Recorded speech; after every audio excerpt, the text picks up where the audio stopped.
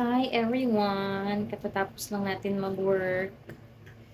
Nagluluto ako ngayon ng pancit canton kasi meron akong appointment sa physiotherapy mamaya 7:30. So, kain muna ako para hindi ako magutom kasi mahaba yung doon, matagal yung waiting sa reception. Tapos, gumawa ako ng marinated egg. Ayan, tatry ko siya habang kain ako ng pancit canton. Ayan. Tadaan!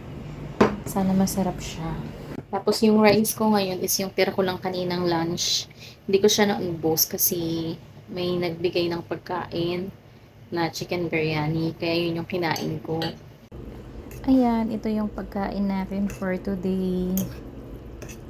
Mabilisan lang kasi meron tayong appointment. Kuha muna tayo ng egg dito. Hindi ako nakadala ng spoon.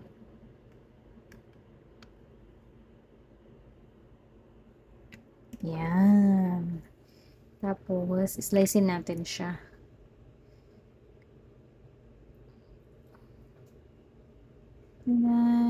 Ayan na siya. So, budbudan lang natin siya ng sauce.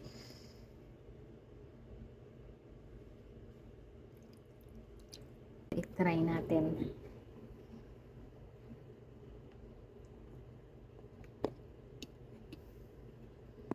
Try natin siya. Mmm. Mmm. Ang sarap. I-try natin siya sa rice.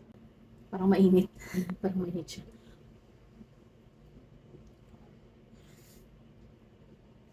Oh. Oh. Mm. Mm. Mm. Hindi siya masyadong hard-boiled kasi yun yung gusto ko. Soft-boiled lang siya. Tara, kain tayo. Rice. Mm. Try naman natin egg tapos noodles. Hala? Nagkalas-kalas na yung yolk niya. Yan. Tapos itry naman natin ng may noodles. Wait lang. Actually, itong noodles na to is Indomie siya na spicy. Okay, try natin siya. Mainit. Mm. Mm. Sarap. Kung nabalitaan nyo yung ulan, napakalakas na ulan, storm nung April, doon nag-start yung yung minor accident lang naman sa metro station. So natapilok ako doon sa escalator. Nagkaroon ako ng pasa sa tuhod at nagka-sprain yung ankle ko na hanggang ngayon hindi pa rin gumagaling, kaya pina-check up ko na siya. So yung pula-pula dyan, mga bagong gasgas lang yan. Ewan ko ba bakit ako nagkakagasgas these days. Siguro sign of aging na talaga yon. So dalawa na talaga yung niyan, yung parang pasa or bukol. Ay sobrang sakit. Kasabay naman nung gasgas na yan, yung pasa ko dito sa aking braso na napakalaki.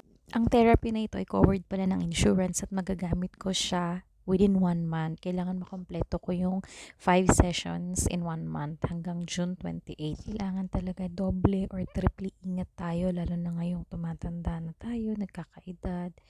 So, mahirap na maging clumsy.